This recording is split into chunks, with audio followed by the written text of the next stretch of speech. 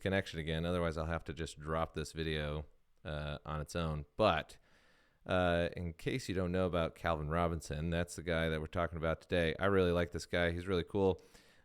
He has a really good Substack that you should go check out, where he talked about how he got canceled at this latest event. And for those of you who are new to the channel, just a little segue here. I'm not like a super professional podcaster, despite the awesome set that I have here. So, like my wife is standing in the doorway awkwardly here, and I'm not sure if she's going to come in or not. So you should probably make a decision. Are you going to watch from upstairs? You need to shut the door, though. So anyway, we're going to talk about Calvin Robinson. If you don't know who he is, he's really solid. And he is a Anglican priest. I don't know how Catholic he is. He's obviously in the ACNA and stuff, but he's definitely like more Anglo-Catholic for sure. I mean, I started praying a rosary because of this guy. And so anyway, he got canceled at this event, Mere Anglicanism. And full disclosure, I'm a Catholic, recent Catholic. So if you don't know anything about that, don't take things with a grain of salt here. Okay, I just like talking to people, and that's why I decided to start this podcast. So the reason why this is important to me is because I've thought that feminism, which is the talk that Calvin gave on critical feminism, I read the talk. It's on his Substack. It's in the description, or at least it should be. I'll have my assistant here post it into the thread. And if you follow me on Twitter, @ToMysticDan, I've been posting about it all day. But we're going to go through some of that. It's just straight fire. It's awesome. And feminism is, as Matt Walsh pointed out in his podcast earlier this week, just the girl boss attitude, all this kind of stuff, like the dad calendar that was going around on Twitter. All of these things are clearly showing that the DEI that the conservative movement likes is feminism, whereas the DEI that the left likes is race-based diversity, equity, and inclusion. And so both sides, including within Christianity, are wanting some sort of gender identity or some sort of identity-based approach to problems. And so Calvin just nailed it, knocked it out of the water, gets into Marxism, all that kind of stuff. And so we're going to go through some of that. But first, a message from our sponsors. I'm just kidding. I don't have any sponsors. What I want to talk about is why I care about this subject on feminism, because it was part of us becoming Catholic. And I know trolls and stuff are like, well, you guys aren't doing so hot right now. But a big part of this was in our journey to Catholicism was the idea of female ordination and some of these issues. And so for those that don't know, I'm going to try sharing my screen here. I'm testing out all this new technology. So let's go back to the main camera and see if that works. And I'm going to hide his picture now. And that's not how it's supposed to look. We're going to go back to that. There we go. And I'm going to share my screen. And what you'll see here is this is the 2017 College of Bishops statement on women's ordination. You really should read this before you read, well, if you have to choose between reading this and reading Calvin, read Calvin. But reading this is important because it helps you understand why he decided to drill in on this, I think, anyway. Haven't talked to him personally or anything like that about the reasons why he did this. But if you read this, you can see that there was an investigation, 2017. They came to this conclusion, etc. Also, if you have questions, side note, just drop them in there. Or if you want to contribute to the conversation and have a dialogue, I'm happy to talk as well. So drop your comments in there. And this isn't like a real formal podcast, so just start talking. But one of the things they did was this is the Foley Beach. He gives his statements here, and then you get into the preamble, and this is kind of their decisions on female ordination back in 2017. And they start off by saying, we unanimously agree that women cannot be consecrated as bishops. But if you follow Calvin's argument in his article, you'll see very clearly that give it a generation, and this too could come up for debate. Now, people will say, that's not true or whatever. Everybody kind of has their reasons for why their churches won't necessarily go down the slippery slope. But then we get further down, and we see that it's right here, I believe. I've got a little preview window here. We agree there is insufficient scriptural warrant to accept women's ordination to the priesthood as standard practice throughout the province. However, we continue to acknowledge that individual dioceses have constitutional authority to ordain women to the priesthood, which basically is saying, well, if there's not scriptural justification, but you feel like doing it in your diocese, you can, which Calvin Robinson clearly points out is just a slippery slope argument, where if you grant that premise that there's no scriptural warrant, but you can do it, then clearly with the way that the cultural pressures are moving, this is going to be where things go. So this just kind of sets the context for understanding better Calvin's Father Calvin's article. So coming back to the main camera here, does that work? It did work. There we go. We're going to dive into this, but from a personal perspective, it's important to understand that the liturgy really does matter. Like who you have up there matters in terms of the priest. And I'll give you two examples real quick. When we were first going to an Anglican church, my daughter, when she was about 4, looked at the Stations of the Cross. This was a high Anglican church in Chattanooga. Shout out to all my homies in Chattanooga. And she looked at the Stations of the Cross and she said, "Dad, look, there's the gospel." Now, she had not gleaned that from what the priest was teaching, or even necessarily from the communion or any of that. She had gathered that from the images, because kids are visual creatures when they're young. And fast forward when we are in a more liberal diocese, in the Diocese of North Carolina, and we have a female deacon who is up there with the communion, all that kind of stuff. And we did everything we could to teach our kids a conservative approach to the priesthood within Anglicanism. We knew about the politics. We knew that depending on which diocese you were in, and we tried to explain this to them, that, our diocese was doing it the wrong way, but, we've got to allow God to work and all those kinds of things. Well, one day I decided to interview a guy named John Kramer. He does Lego churches. He's a Catholic. And my kids were really excited about this. And they came downstairs right after the interview. And if you don't follow John, make sure you follow him. He's on Twitter, John Kramer. He builds Lego churches. It's awesome stuff. John, I don't know if you're watching, but I saw you like the idea of doing this live stream, so maybe you're watching. But if you don't know him, go check him out.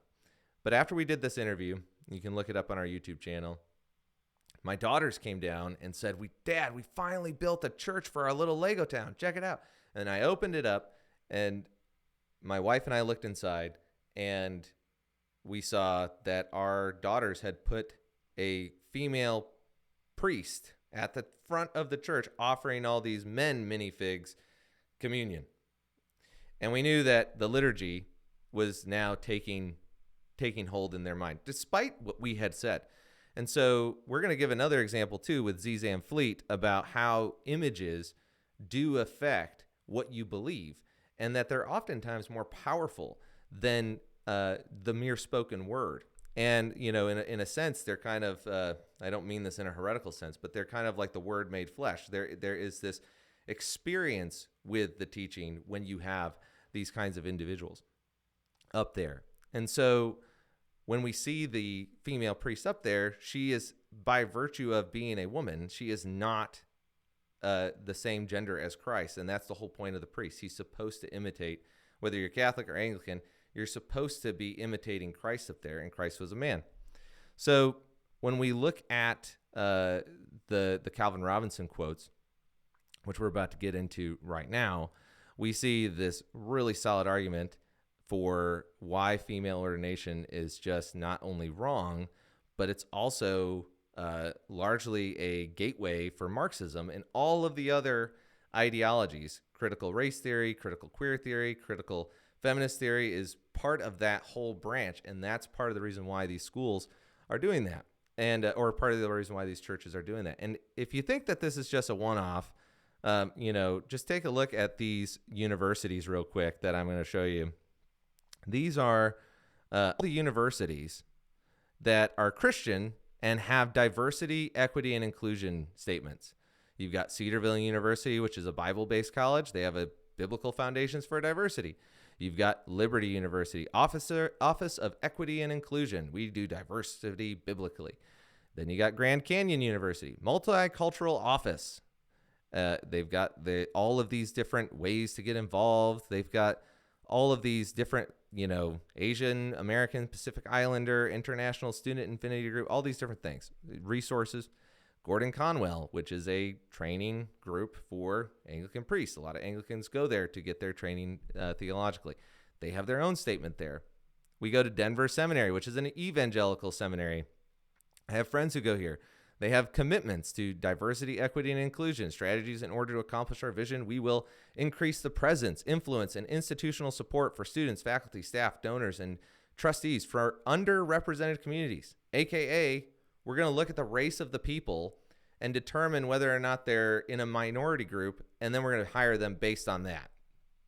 So Notre Dame, Catholics, they have one too. And this is like, from a developer's perspective, I mean, they had to put some thought in this. This is like a full-blown website just dedicated to, policies and reporting, train and learn.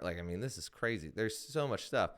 So as we come back to this, this topic, it's important to understand this cultural Marxism is in your universities, and it's really, really crazy how fast it's gotten in there, and that we're actually living in this moment. Because if you're trained in ideology and it's slapped with the word biblical, well, now what you're doing is you're giving a Marxist ideology biblical authority, and of course it's going to have a negative impact on your churches and how they run, regardless of the denomination. So let's dive into Father Calvin's first quote here. He says here, and this is getting into the idea of, the priest has to be a man. He says, likewise, when a woman puts on the stole and presumes to offer up the sacrifice to God the Father in the place of Christ, fully God yet fully man, it's an affront to the truth, because she's not a man. And so when what Catholics call this is in persona Christi, when they are up there doing the Mass, the idea is that they are in the place of Christ. And so in the same way that you have a play, and you wouldn't necessarily, but again, this is starting to all blur together, because when we look at the cultural situation we're in, we see that movies are starting to swap male characters with female characters. You could have I don't know, what's an example of one, Lindsay, where they swapped out all the guys for women? Oh, Ghostbusters. They did Ghostbusters. They took all the men out. Ocean's 13. It was Ocean's 13? It was like a remake of Ocean's 11. Okay.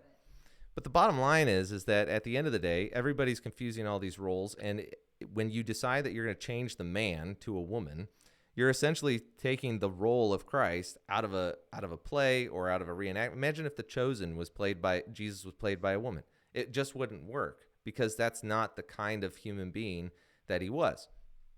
And so the same thing applies with this quote here. We go into the second one, and this is getting at the context of the bishops. He says, I was informed by the director that Anglicans must live with a dual integrity. Those who believe in holy orders and those who believe in women's orders, I strongly disagree with the premise of dual integrities. The Oxford Dictionary defines integrity as the condition of being whole and undivided. And so if we go back to that quote where we look at the bishops saying, essentially we're going to be divided on this issue, Calvin Robinson is totally right to call this out. And again, I'm not trying to pick on Anglicans here. This kind of stuff is rampant in all the denominations. You cannot be united by contradiction. It's just not possible. Truth is what unites you.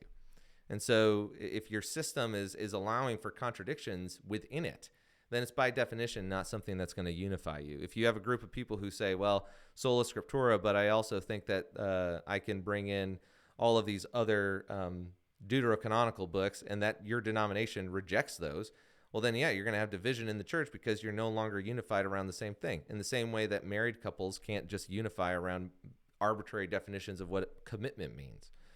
And so he gets into this whole thing down here of God and family.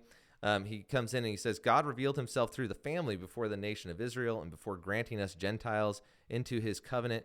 The kingdom of God cannot physically advance without family. And this is repeated in the Catechism. It's a fundamental fact. When people say, this is something that can't be contradicted by anyone, this is what they mean. It's because it's a fundamental law of reality that you cannot have communities without family. You just can't. And so even in Scripture, the first community was a husband and wife, and it was a family that ended up coming from that relationship. And so he's basically outlining here that the foundation of all reality, the foundation of the whole thing, is the family. You can't have a church without a family. You can't have a state without a family. You cannot have civilization without a family. And when you start to confuse those things, this becomes a problem. Furthermore, the church is the moral voice. So when the church starts to confuse these things, now we suddenly realize why St. Peter would say judgment begins with the house of God. So we're going to dive into his statement on feminism here. Calvin puts forward this idea. He says, I put it to you that feminism, an arm of liberalism, is the gate by which all other woke ideas gain ground. They are all part of the same ideology, but feminism is the brute force which breaks down the wall for all others. The church has become effeminate and therefore vulnerable in a way that it needn't be. Now, what's interesting about this is that I'm reading this book by Zizan Fleet. She's awesome, by the way. You should totally pick this up. Mao's America, Zizan Fleet. She is a communist survivor from China. And she talks about her story in there, how DEI caused her to lose her job over here in the United States, which is just crazy to me. But one of the things that she says is that in her book, that the idea behind critical theory, simply put, is to criticize every aspect of Western culture: family, Christianity, law, freedom of expression, or the bourgeois hegemony. In Gramsci's terms, Gramsci was the cultural Marxist that a lot of people know about. The idea that you don't necessarily take over the government, you take over the cultural institutions, the art-making institutions, the church, the schools, the media, those kinds of things. She goes on to say, criticize was a word that was on the lips of every Chinese person, and this is during Mao's reign, including me. During the Cultural Revolution, critical theory produced many wicked offspring like critical race theory, critical feminist theory, and critical queer theory. So she's telling you explicitly that the critical theories that we see currently in the mainstream right now found their roots in Marxist ideas. And Calvin Robinson's going to do the same thing. So these churches, ironically, a lot of them will say, well, we can't have Darwinian evolution in our universities because God created the heavens and the earth and everything in 6 days. But then you go to their history departments, and they will allow for a materialist view of history in the history departments, and maybe even the biblical departments in terms of how they understand history as an oppressive narrative. And at the same time say you can't teach Darwin here, which is just completely backwards. And so, because if you're going to, at least you got to be consistent. You can't let Marxist ideologies or materialist ideologies inform any of the ways that you teach. But a lot of these guys are letting those kinds of things into their universities through these DEI ideas. So then Calvin gets into the idea that Marx was actually very much in favor of the Protestant Reformation. And so I've got to admit, this was kind of interesting to read about, because he still sees himself as an Anglican, but he sees the Reformation, as Luther had it, as kind of a necessary evil. Maybe I'm not really sure how to couch it, but you should definitely go read it and let him know what you think of it, or let me know what you think of it. But he says here, what's interesting about this piece of work, which is a piece, I can't remember what it is, but it's an article from Marx that he mentions in the article. On an issue unrelated to identity politics, it is that Marx clearly saw the Reformation as a pathway to secularization. Marx states, Germany's revolutionary past is theoretical. It is the Reformation. As the revolution then began in the brain of the monk, so now it begins in the brain of the philosophers, the monk being Luther, and now the philosopher being him, I guess. I'm not a Marxist scholar, but at the end of the day, Marx saw the Reformation as a stepping stone to freeing people from religious identity. In fact, Tom Holland was I just saw a quote from him at an event where he said that essentially the logical conclusion of Protestantism is something like Dawkins level atheism, which, you know, I don't know that I could defend that, but that was a pretty potent statement. And then we wrap up the last bit of the quote. But if Protestantism was not the true solution of the problem, it was at least the true setting of it. It was no longer a case of the layman's struggle against the priest outside himself, but of his struggle against his own priest inside himself. And so one of the things that Calvin wraps up in his article is that Marx saw that this institution, the Catholic Church, was actually going to be a harder opponent than the state or than the individual conscience. And so he ends up arguing that it's actually a good thing that Luther came along because it makes his job easier, is the argument Calvin makes. And that's pretty crazy. He does go in there and he does attack, he criticizes the Catholics, just as much as he's criticizing his own people. But what's crazy about all of this is that you're justified to say in the Anglican tradition, as I read that statement from the bishops, that you don't have to necessarily ordain women. So this should be a very what would you say, PC, I guess. It's within the Overton window, so to speak, of this event, where you can talk about how feminism is contaminating things and causing people to want to ordain female priests, and that it's actually rooted in Marxist theory and that this is a gateway drug. And so I think that this is a really good article. I just felt like getting online and talking to the Twitterverse. I have no idea how many people are even watching at this point in time. I think it's like gone from 0 to 1 every now and then. It's probably my wife coming back in and out. But the bottom line is that feminism is this sacred cow on the conservative side. And the moment you start talking about the fact that, a woman might be more happy as a mother in the long term, people immediately think, oh, so you think that she can't be a businesswoman, she can't be a successful individual in the corporate world? Well, no, nobody's saying that. It's just that if you have to choose, then being a mom is what a woman was made for, just like a man was made to be a father. It's the fundamental building blocks of any civilization. It's that age-old thing where it's like, if everybody decided to drive on the road at night with their lights off, you'd have a ton of car accidents. But because everybody else is doing what they're supposed to do, the guy whose lights are burned out can still travel on the road to some extent as long as he's following somebody who has lights on. It goes the same way, that the exceptions actually prove the rule. That, yeah, you could have a Margaret Thatcher or even, a Nikki Haley who's being successful. However, I would also submit to you, I don't know that their families were necessarily that much better. If you were to look at the moms and the dads, I mean, we always are criticizing dads about the fact that they're workaholics and they're too obsessed with their career. But for some reason, we give a pass to women for wanting to be a girl boss or wanting to be a priest. I mean, these women in the Anglican tradition, in theory, a lot of them are probably married. And so now they're also being divided with the church and with their family. And so who's going to take up the brunt of that? And so at the end of the day, all of these things, gender theory, racial theory, if you can confuse male and female gender roles, then you have the excuse or the justification to confuse every other role out there in society. And Calvin Robinson just knocks it out of the park. He just does a great job. And so I know that this has been probably pretty random. It's been pretty all over the map. My wife is over here laughing, but that's okay. It's Twitter, man. This thing's like here today, gone tomorrow. So I don't have anything else to say. I don't think I have any comments, but that's all right. If you have any questions, drop them in there. I'll respond later tonight.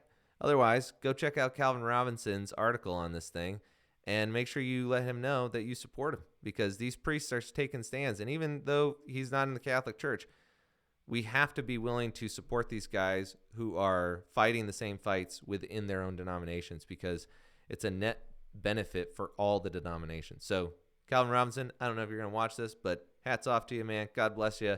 I hope that at some point I get to interview you down the road. But otherwise, I'm Daniel Roberts. This is the Solomon's Corner podcast. Keep thinking.